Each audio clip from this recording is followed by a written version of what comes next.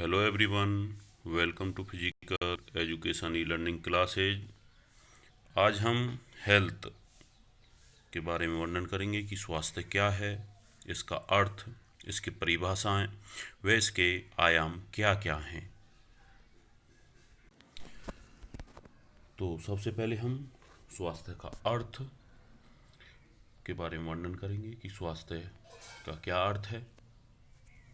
स्वास्थ्य का अर्थ और इसकी परिभाषाएं। पहला सुख निरोगी काया, कि मनुष्य जीवन का सबसे पहला जो सुख है उसका स्वस्थ शरीर है। यदि उसका शरीर स्वस्थ है तो वह किसी भी काम को ठीक प्रकार से पूरा कर सकता है। इसलिए स्वस्थ शरीर में स्वस्थ मस्तिष्क का निवास होता है। अरस्तु की ये डेफिनेशन है। अरस्तु ने कहा है कि यदि हमारा शरीर स्वस्थ है तो हमारा जो मस्तिष्क है वो भी क्या होगा, स्वस्थ होगा। उसके बाद यह है कहावत पुरानी एवं प्रचलित होने के साथ साथ 100% सही है कि स्वास्थ्य सभी के लिए अनिवार्य एवं आवश्यक है। एक स्वस्थ व्यक्ति ही किसी भी प्रकार के कार्य को शारीरिक रूप से कुशलतापूर्वक कर सकता है। यदि कोई व्यक्ति शारीरिक रूप से स्वस्थ है तो वह अपने कार्य को ठीक प्रकार से पूरा कर सकता है, और जो एक अस्वस्थ व्यक्ति होता है वह दूसरों पर बोझ रहता है और अपना कार्य ठीक प्रकार से पूरा नहीं कर सकता। जो स्वस्थ व्यक्ति होता है वह अपने मन से भी, अपनी आत्मा से भी प्रसन्न होता है और अपने कार्यों को ठीक प्रकार से पूरा करता है। इसके बाद आती है स्वास्थ्य की परिभाषाएं। फर्स्ट डेफिनेशन है WHO के अनुसार, विश्व स्वास्थ्य संगठन के अनुसार। WHO ने इसकी डेफिनेशन दी है कि शरीर को मात्र रोगों से बचाकर रखना अथवा असक्त ना होना भी स्वास्थ्य नहीं है। कि यदि हम रोगों से दूर रहें तो उसी को हम स्वास्थ्य नहीं कहते, बल्कि शारीरिक रूप से, मानसिक रूप से, सामाजिक रूप से स्वस्थ होने की एक अवस्था है। कि केवल रोगों से दूर रहना ही स्वास्थ्य नहीं है, बल्कि जो व्यक्ति शारीरिक, मानसिक, सामाजिक, भावनात्मक व आर्थिक रूप से स्वस्थ है उस व्यक्ति को हम स्वस्थ व्यक्ति कहते हैं। सेकंड डेफिनेशन एक विद्वान JF विलियम ने दी है कि स्वास्थ्य जीवन का वह गुण है जो व्यक्ति को अधिक समय तक जीवित रहने तथा सर्वोत्तम प्रकार से सेवा के योग्य बनाता है। कि यदि कोई व्यक्ति स्वस्थ है तो उसकी जो आयु होगी वह क्या होगी, लंबी होगी, और वह अपने परिवार के लिए, समाज के लिए किसी भी प्रकार की कोई भी सेवा दे सकता है, अच्छी सेवा दे सकता है। कि स्वास्थ्य जीवन का वह गुण है जिसमें व्यक्ति दीर्घायु होकर उत्तम सेवाएं प्रदान करता है अपने परिवार को और अपने समाज को। नेक्स्ट डेफिनेशन वेबस्टर के अनुसार कि स्वस्थ शरीर मन या आत्मा में स्वस्थता एवं निरुक्ता की आवश्यकता है। मुक्त व शारीरिक रोग अथवा दर्द का अभाव है। कि यदि हम शारीरिक रूप से स्वस्थ रहें, हमारे अंदर किसी भी प्रकार की कोई बीमारी न हो, तो उसी को ही हम स्वास्थ्य कहते हैं। उसके बाद नेक्स्ट पॉइंट आता है स्वास्थ्य के आयाम। कि स्वास्थ्य के आयाम कौन कौन से हैं, या हम कह सकते हैं कि स्वास्थ्य के विभिन्न पहलू कौन कौन से हैं। फर्स्ट आता है शारीरिक आयाम या शारीरिक स्वास्थ्य।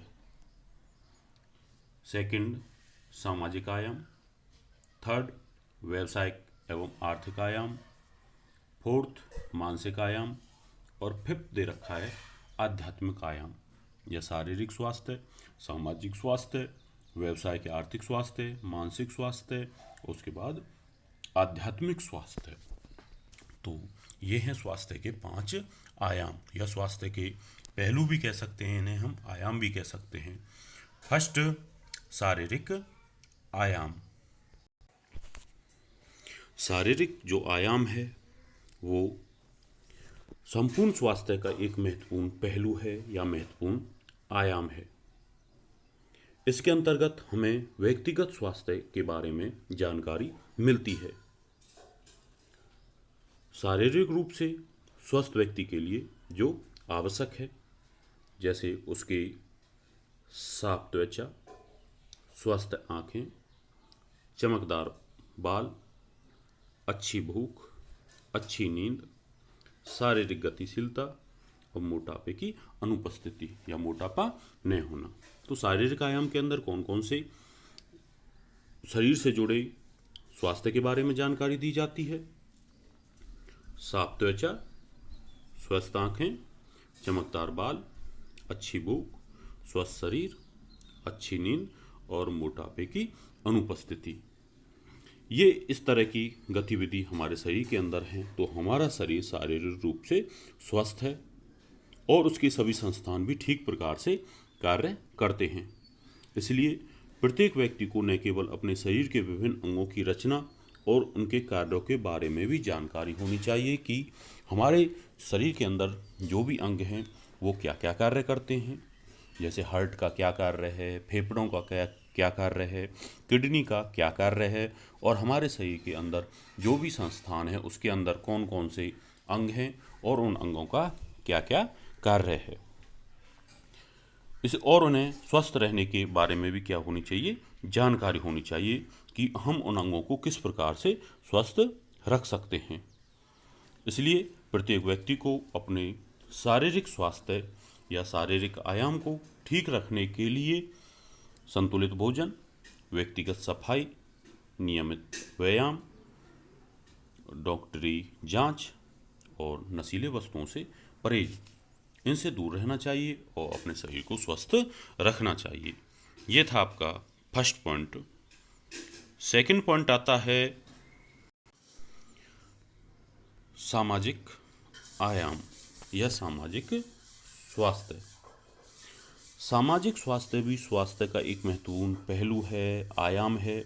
यह व्यक्ति की सामाजिक सुरक्षा पर निर्भर करता है। यह व्यक्ति में व्यक्तिगत संबंधों की क्षमता में क्या करता है, वृद्धि करता है। इसके अनुसार सामाजिक स्तर, कुशलता, समुदाय का सदस्य समझना, अपने समुदाय में मित्रता रखना, परिवार व समाज से जुड़े संबंधों का प्रेम पूर्वक निर्वहन करना। जिस परिवार में वह रहता है, जो भी उसके कर्तव्य हैं, जिस समाज में वह रहता है, उस समाज से एक दूसरे के जो भी समाज में जो भी सदस्य हैं उनसे जो भी संबंध हैं वो प्रेम पूर्वक होने चाहिए। इसके अंतर्गत व्यक्तिगत सामाजिक प्राणी होने के नाते समाज के नियमों मान मर्यादाओं का पालन करता है और अपने परिवार व समाज के प्रति जो भी कर्तव्य होते हैं उनके प्रति सचेत रहता है, तो उसे सामाजिक रूप से स्वस्थ व्यक्ति कहते हैं। सामाजिक स्वस्थ रूप से जो व्यक्ति होता है वह आत्मनिर्भर होता है, जागरूक होता है, अपने परिवार के और समाज के जो भी कार्य होते हैं उन्हें ठीक प्रकार से पूरा करता है और उसके अंदर अनेक सामाजिक गुण उत्पन्न होते हैं और समाज, देश व परिवार के प्रति जो उसका दृष्टिकोण होता है वह अच्छा होता है। वह समाज में जितने भी वर्ग होते हैं, निम्न वर्ग, मध्यम वर्ग, उच्च वर्ग, सभी वर्ग के जो भी सदस्य होते हैं उनके साथ जो उसके संबंध होते हैं वो अच्छे होते हैं। तो और वह समाज या देश के विकास में महत्वपूर्ण भूमिका निभाता है। नेक्स्ट पॉइंट आता है थर्ड पॉइंट। उसके बाद नेक्स्ट पॉइंट आता है थर्ड पॉइंट, व्यावसायिक स्वास्थ्य या आर्थिक विकास, आर्थिक आयाम, शारीरिक एवं मानसिक विकास। यदि व्यक्ति शारीरिक व मानसिक रूप से सही है, स्वस्थ है, विकसित है, तो उसका व्यावसायिक एवं आर्थिक विकास भी होगा। इसलिए उसके लक्ष्यों की प्राप्ति और शारीरिक और मानसिक स्वास्थ्य पर निर्भर करती है कि यदि व्यक्ति शारीरिक और मानसिक रूप से स्वस्थ है तो वह अपने किसी भी उद्देश्य या लक्ष्य को प्राप्त कर सकता है, क्योंकि उसकी आर्थिक स्वास्थ्य या व्यावसायिक कुशलता का विकास तभी होगा यदि वह स्वस्थ है और अपने कार्यों को ठीक प्रकार से कर सकता है। यदि व्यक्ति अस्वस्थ है तो वह अपनी आर्थिक कुशलता में बढ़ोतरी नहीं कर सकता और जहाँ व्यक्ति स्वस्थ है उसके वह अपना कोई व्यवसाय भी कर सकता है कोई नौकरी भी कर सकता है, अधिक से अधिक पैसा कमा सकता है, अपना कोई स्वयं का रोजगार भी कर सकता है, जिससे उसकी आर्थिक कुशलता में वृद्धि होगी और वह जिससे उसके परिवार व समाज की आर्थिक कुशलता में वृद्धि होगी और देश की वह एक अच्छी या बहुमूल्य संपत्ति कहलाएगा। उसके बाद फोर्थ पॉइंट आता है मानसिक स्वास्थ्य। मानसिक स्वास्थ्य हमें अपने जीवन में दर्द, निराशा, उदासी की स्थितियों में जीवित रहने के लिए सक्षम बनाती है कि यदि व्यक्ति मानसिक रूप से स्वस्थ है तो वह तनाव व दबाव से मुक्त रह सकता है। यदि व्यक्ति का मन चिंतित है, अशांत है, तो वह कोई भी विकास नहीं कर सकता। आधुनिक युग में, आज के समय में मानव जीवन इतना व्यस्त हो गया है कि वह हर समय तनाव व दबाव से घिरा हुआ रहता है। परंतु जिन व्यक्तियों का मानसिक स्वास्थ्य अच्छा है वे अपने आप को चिंता मुक्त रहते हैं, चिंताओं से दूर रहते हैं। तो आज के समय में हमें अपने बौद्धिक विकास के लिए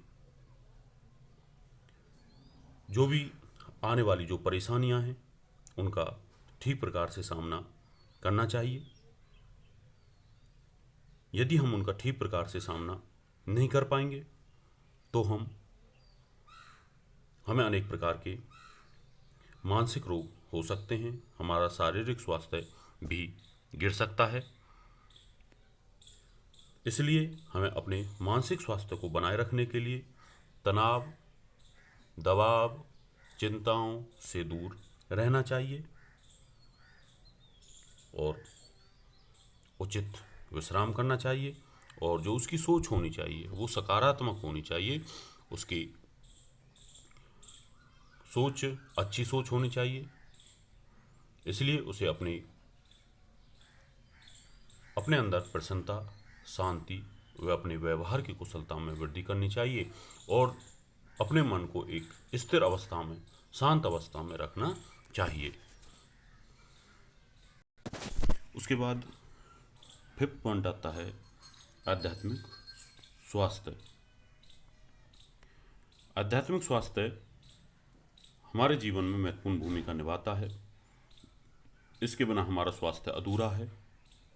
यह हमारे जीवन के उद्देश्यों की तलाश करने में महत्वपूर्ण भूमिका निभाता है। आध्यात्मिक स्वास्थ्य हमारे निजी मान्यताओं और मूल्यों को भी दर्शाता है कि आध्यात्मिक रूप से स्वस्थ व्यक्ति उसे कहते हैं जो नैतिक मूल्यों का पालन करता है, दूसरों के प्रति अपने कर्तव्यों का पालन करता है, सत्य व न्याय में विश्वास करता है और दूसरों को किसी प्रकार की कोई हानि नहीं पहुंचाता। ऐसा व्यक्ति अपने उद्देश्यों या मूल्यों के प्रति जो उसकी सोच होती है वो सकारात्मक होती है और दूसरों के प्रति उसकी सहानुभूति, सहयोग की भावना, सहायता करने की इच्छा, इस प्रकार की उसकी सोच होती है। आध्यात्मिक रूप से जो स्वस्थ व्यक्ति होता है उसका जो सबसे उत्तम साधन है वो योग है। योग व ध्यान से वह आध्यात्मिक स्वास्थ्य की प्राप्ति कर सकता है। इससे उसके अंदर आत्मिक शांति व आत्मिक प्रसन्नता प्राप्त होती है। आध्यात्मिक स्वास्थ्य से ही व्यक्ति अपने जीवन के लक्ष्यों को प्राप्त कर सकता है। इससे व्यक्ति के धर्म, समर्पण, सिद्धांत, आचरण व नैतिक मूल्य भी उसके अंदर क्या होते हैं, सम्मिलित होते हैं। वह सभी को एक समान दृष्टि से देखता है। तो स्टूडेंट्स, ये आपका क्वेश्चन कंप्लीट। क्वेश्चन क्या था? स्वास्थ्य क्या है, स्वास्थ्य का अर्थ, स्वास्थ्य की परिभाषाएं और स्वास्थ्य के विभिन्न पहलू, शारीरिक स्वास्थ्य, मानसिक स्वास्थ्य, सामाजिक स्वास्थ्य, आर्थिक स्वास्थ्य और उसके बाद आध्यात्मिक स्वास्थ्य। ये था आपका क्वेश्चन।